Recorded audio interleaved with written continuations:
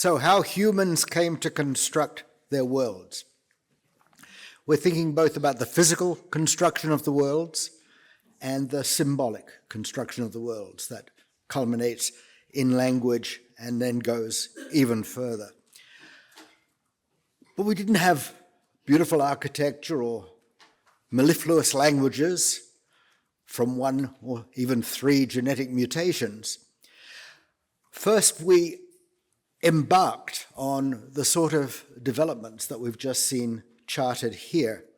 And so I'm going to talk about the construction-ready brain. What is it that made us, unlike other species, us humans, able to develop to the social structures we know today? So, rephrasing this, what made it possible about our brains and bodies for humans to invent language, architecture, and so much more? What I'm going to suggest is that the path to language and the path to construction in the general sense that includes physical change were interwoven, that we didn't evolve, that we could do many things in the world and then bang, suddenly we had a new capability for language. I'm going to show how they're interwoven. Just for an example, we were ready for writing, we were ready for the internet, we were ready for cities long, long ago, but we didn't evolve the culture to the point where we could do these things. So we were writing ready, we were city ready, and so on. Now this is a diagram that just asks us to reflect on the previous talk by Larry Barham, where we see at the left, we see the notched wood from Colombo Falls at a time in Africa before Homo sapiens had split off from other hominin lines. In the middle, we see Neanderthals, more recently, coming up with these perhaps ritual arrangements or aesthetic arrangements of stalagmites in caves. So our notion of human, to emphasize, is going to be much broader than just saying Homo sapiens, and if we had an extra 3 hours for my talk, we could begin to get into what might have been ready when along this expanding family tree. And I'm going to approach this in terms of how did we get to language in a way that got us to the ability to do elaborate constructions. And I just want to use one word here, proto-language, the idea that we didn't have language all or none straight off, but rather we had the ability to make some sort of novel, culturally transmitted symbolic gestures, and then that progressed eventually to language along some sort of continuum. Now, my approach to this is within the general framework of neuroethology, the comparative study of body, brain, and behavior of animals. And we've just heard a wonderful talk about the zebra finch, and I'm very interested to know about the last common ancestor of the zebra and the finch from which this species emerged. But we know that the last common ancestor of birds and humans was 310 million years ago, and I take two things from that. One is that it's amazing how much intelligence, if you will, there is distributed across the evolutionary tree of which we are a small part. But the other is that I need to get closer to home. And so I look at present-day studies of monkey and chimpanzee, great apes in general, to say what might our common ancestor with them have had. And this diagram is just to emphasize that although perhaps in genetic structure we're closest to the chimpanzees, when we try to get a sense of what that ancestor of 7 million years ago might have been like, we're going to sort of look back at some of the commonalities between all the great apes. And similarly, for the last common ancestor with the monkeys, perhaps 25 million years ago. So in this reconstruction, I'm just going to take the following factors. These are hypotheses. The videotapes from these periods were lost, unfortunately. But the last common ancestor with monkeys, manual dexterity, the ability to recognize the action of others, and a few essentially innate vocal calls. No vocal flexibility, no vocal control of any complexity. As we move forward 18 million years to the last common ancestor with the great apes, we find those capabilities in place. But now we add simple imitation. By this I mean seeing somebody act in a way that achieves success, but really recognizing what are the sub-goals they go through. And then it's going to take a lot of personal experimentation, trial and error, to find a way of bridging the gap between those sub-goals. And a manual gesture repertoire seemed to be fairly innate, or at least shared across great apes today, but with the ability to add a few novel gestures. Now, there's a little mystery on this slide. What is the MSH? Well, it's going to be the mirror system hypothesis. So what's the mirror? If we reflect on that, we find in the literature from about 30 years ago the discovery of mirror neurons. And these were in the macaque monkey in a region called the premotor cortex. And what I'm showing you at left is a particular cell in the grasping area of the monkey brain that is most active for a precision grip of the opposition of thumb and forefinger to try and pick up a piece of food for the monkey to put in his mouth. And so we see various lines corresponding to the firing of the neuron on 10 separate trials. We see a histogram saying, hey, this is something this neuron is really interested in being part of. But then the discovery was made that when the experimenter was using a precision pinch to put some food on the tray for the monkey, the cell fired too. So the notion is that this was a neuron that wasn't just for recognizing things, it wasn't just for controlling things, it did both. And that was what they called mirror neurons. Now, this slide is where the story of the language-ready brain really starts.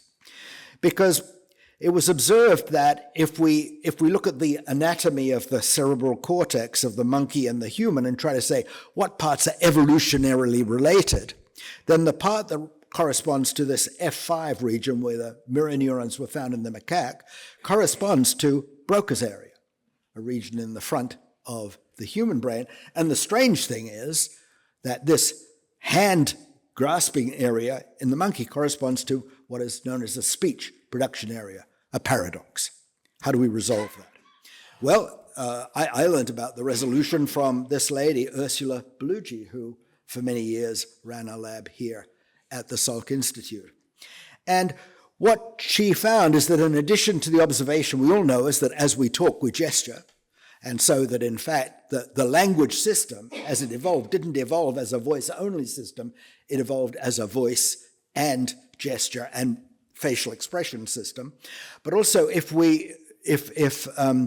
Ursula and her group looked at people who had damage to Broca's area, then it would damage their signed language in a way that correspond to the way the same lesion in a speaking person would damage their spoken language. And so we suddenly change the frame from not just as many people who think about language evolution do, saying, how did speech evolve? How did spoken language evolve? But the idea, how did language evolve so that it could be expressed in multiple modalities? So that leads to the mirror system hypothesis. So the first part we share with the boids, as we learned from Sue, is the ability to recognize others and learn to change behavior by seeing a sort of social signal of the success of those actions. That's crucial. But what we're going to do is build on this path that says, if you want to understand the human language-ready brain, and you want to understand how it relates to our closest ancestors in the animal kingdom, then you've got to think about dexterity, manual dexterity, rather than the control of the voice as the central sharing.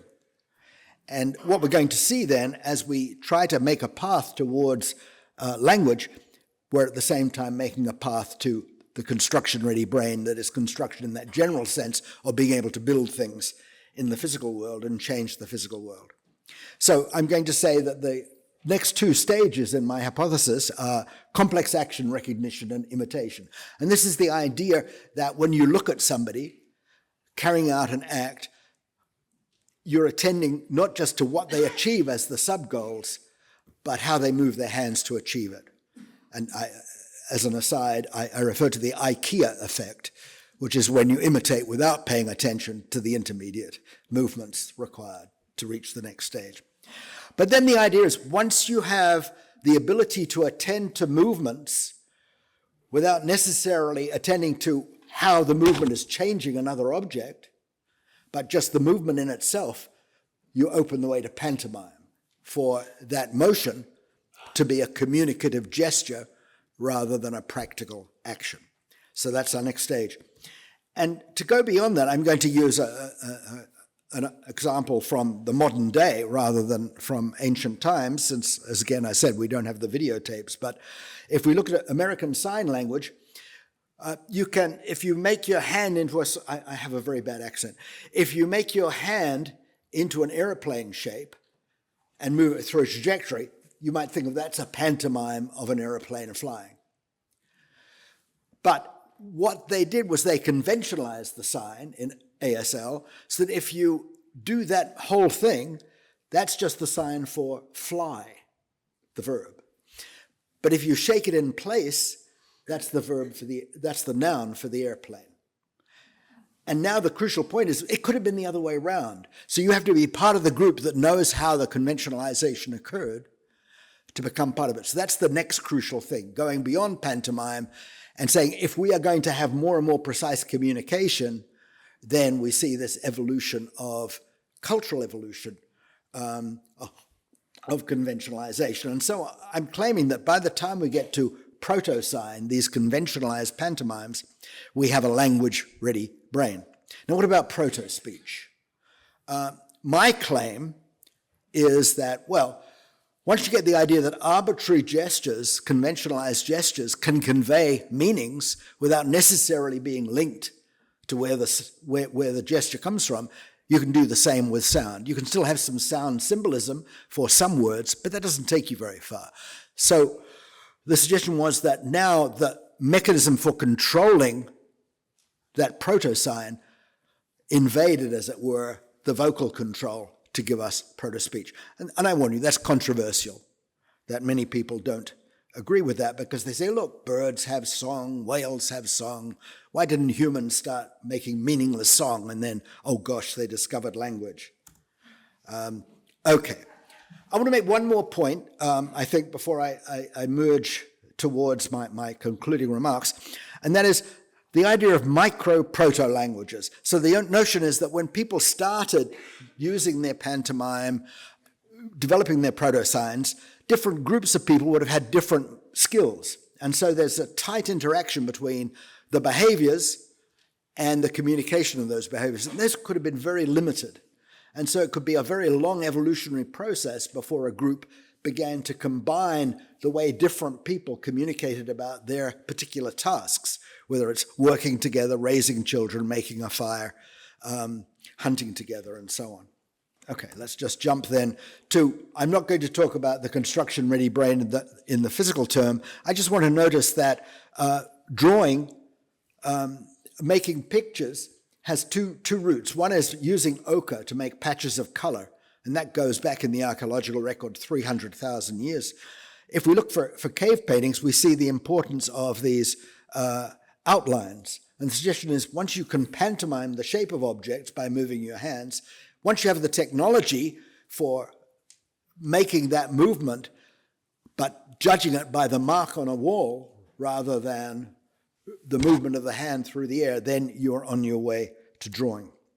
So to finish the prelude, that was the first part of the talk, I want to suggest that when we talk about Homo sapiens, what we're saying is that sharing perhaps mechanisms that evolved in other parts of the hominin family tree, we became at the same time Homo loquens, the humans who speak, and Homo faber, the humans who manufacture, who make.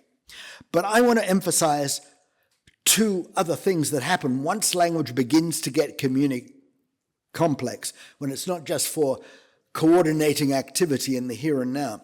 One is what I call Homo narrans, well, other people call it that too, beginning to tell stories. So you're going beyond the how do we do it now, perhaps through the how do you master this skill to, oh, I had a great hunt today. Let me pantomime it for you, and then maybe we can move towards language to express it. But most fundamentally, Homo querens, the humans who ask questions. And so that's the lead-in to this final, very, very rapid section, sacred architecture. Because if anything characterizes the way humans have shaped their world symbolically, it's religion. And there are these religious narratives, and there's the sense of the sacred. Where did the sense of the sacred come from? Well, if you believe in one religion, you'll say, well, it was handed down this way. Another religion, it came to us that way. But I would suggest that things like being awestruck by a place or being moved by the serenity of the place began to build an emotional repertoire related to place, and that could be the building towards it. Or some famous thing happened, and as the story gets retold again and again, it becomes mythical, and a place becomes sacred for that reason. Or Homo querens, the ability to ask questions. Where did we come from? What does it all mean? And all this ties together. So here we have Uluru in the center of Australia. This led to the creation of all manner of myths by the Australian Aboriginals of that region. Almost every feature, almost every part of topography is a sacred place with its own myth that ties the creation of that place to the creation of humans. I'm sure, although I don't know quite as much about that, if we go to Devil's Tower, we can find that the Indians from the surrounding regions in what is now Wyoming had their creation myths and other myths based on the marks here. These striations were seen as the marks of a giant bear trying to gain access. I think I jumped. All right, I'll tell you about the two slides that flashed before your eyes. One was a beautiful bamboo grove in Kyoto. And the notion is that there, in such places, you would have gained feelings of serenity. It would have induced some sense of contemplation. And so that could have led to looking for development of serenity. So in this picture, we see Notre Dame, Todaiji. In each case, we see a combination of creating the awesome and creating the beautiful. But the way it's done depends so much on the narratives of a particular religion. Oh, here is that bamboo grove, and here is a temple garden in Nara, where that sense of serenity becomes a crucial part of the religious practice. Varanasi, Benares in India, the myth of Shiva dropping one of Brahma's heads there creates the importance of that place. And so we have this amazing accretion of places, not because they themselves are sacred as much as the fact that they're associated with this place. My penultimate slide, a Jewish family celebrating the Seder. And now the place itself is not sacred. It is the performance of the ritual in that place that is sacred. And what's most fascinating about it is it's not only retelling the escape from Egypt, but it's introducing the family members, the children, to that ritual. And so it's continuing that particular narrative across the generations. So to conclude, we construct diverse spaces. There's the space within, what we know, including our imagination. There's the space around, the place, the buildings, the people. And then there's the spaces beyond, those places of deeper human meaning, provided morality, religion, and ideology. And so building our worlds symbolically and physically, we conclude with architecture. Not only sacred architecture designs the space around us to connect the space within to the space beyond, according both to practical needs and activity and to the narratives of diverse belief systems. Thank you very much.